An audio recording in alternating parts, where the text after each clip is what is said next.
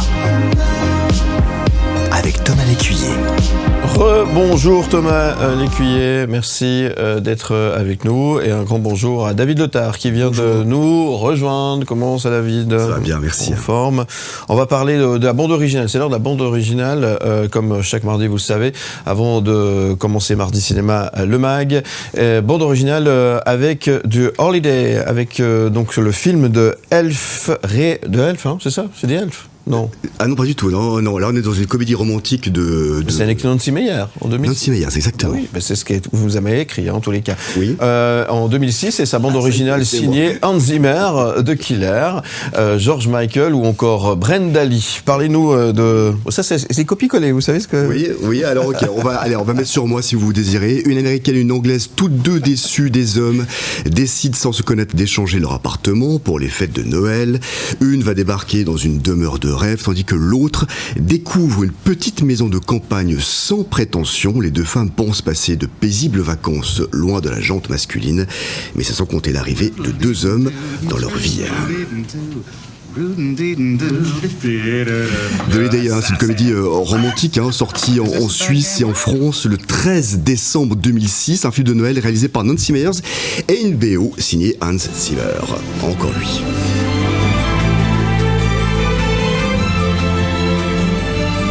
Bien sûr, Hans Zimmer, vous connaissez bien ce nom maintenant, un compositeur prolifique, Dune, Le Prince d'Égypte, Rain Man et quantité d'autres films.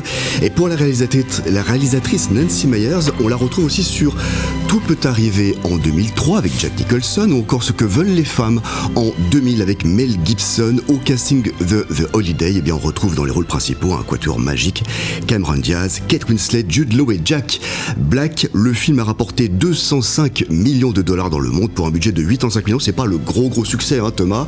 Je crois même aux États-Unis, il a pas forcément bien marché. C'est en Europe qu'il a par contre eu un bel envol. La musique du film contient 22 titres. La playlist additionnelle, c'est ça, on va s'intéresser là-dessus, de la BO de The Holiday contient également 28 autres titres, dont l'excellent It's a Shame du groupe The Spinners. Rappelez-vous.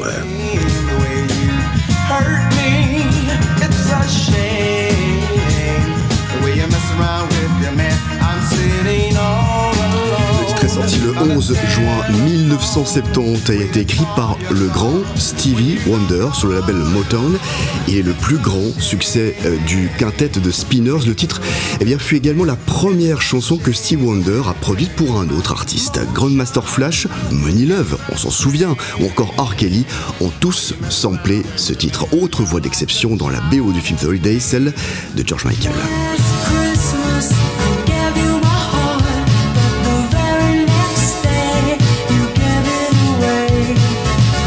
Avec une place une fois quelque part celui-là. Je peux pas s'empêcher. Là, je peux pas m'empêcher. C'est plutôt Mariah Carey ou Wham au niveau des chansons de Noël ? Wham à 100%. Sorti en 1984, il a pratiquement 40 ans.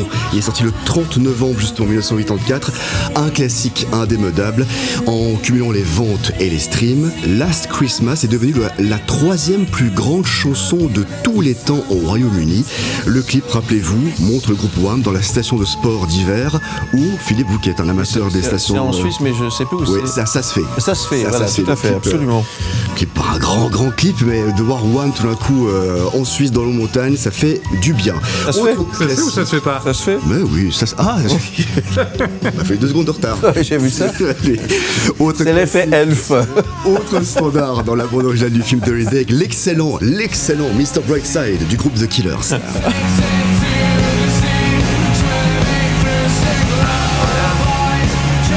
Ça réveille. Le titre figure sur le premier album du groupe américain en 2003. Alors tous ceux qui aiment les pubs, n'est-ce pas mon cher Thomas, à un moment donné ou à un autre, forcément il y a ce titre-là. Vous pouvez pas me dire le contraire. Il aime les pubs. C'est vrai, ouais, il aime les pubs. Celui-là, c'est hallucinant. Au Royaume-Uni, Mr. Brightside devient le titre le plus vendu à n'avoir jamais été numéro 1. Il détient également le record de présence dans les charts anglais avec 437 semaines. On continue l'exploitation de la bande originale du The Holiday avec le bougeant Best of My Love de l'arrivée du groupe The Emotions, souvenez-vous.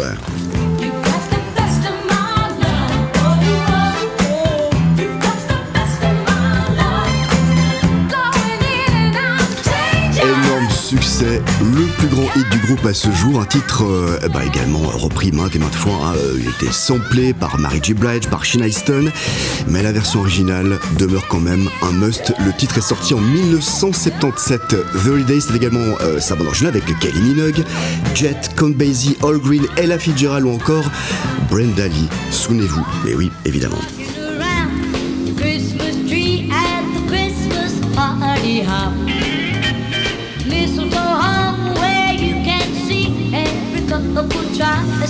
Et là, c'est un titre qui est sorti le 11 décembre 1958, une des chansons favorites des grands magasins et des radios durant les fêtes. Brenda Lee a réalisé un record avec ce titre en devenant l'artiste la plus âgée à avoir atteint la première place du Hot 100 et celui du plus long intervalle entre deux singles numéro 1 d'un artiste. L'année passée, elle a sorti enfin le clip, officiel de Rock in Around the Christmas Tree. Le titre se classera même devant All I Want for Christmas Is You de Mariah Carey.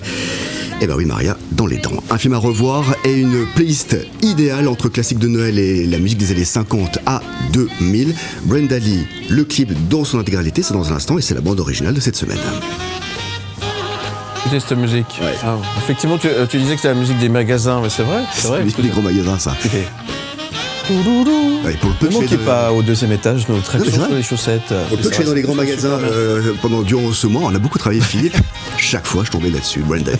Ça fait un plaisir de le retrouver. Merci en tous les cas. On va l'écouter en entier et le regarder dans un instant, le clip de Brenda Lee de Holiday, justement, c'est ça? Non, oui, c'est ça, oui, absolument. C'est la bande originale du film Holiday. Le titre, c'est pas ça, effectivement, mais c'est dans un instant, c'est juste après la pause.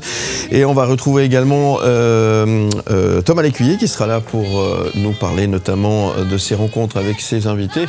Et oui, Bella Kim et Koya Kamura qui nous emmènent à Sokcho pour l'adaptation du roman d'Elisa Asua du Sapin, puis on ira puis on ira faire un retour dans le jeu. Encore du sapin, décidément sapin, il y en a beaucoup. Hein. Avec Louise Courvoisier et son formidable Vin Dieu dont tout le monde parle. Très bien, vous restez avec nous. Où tu veux, comme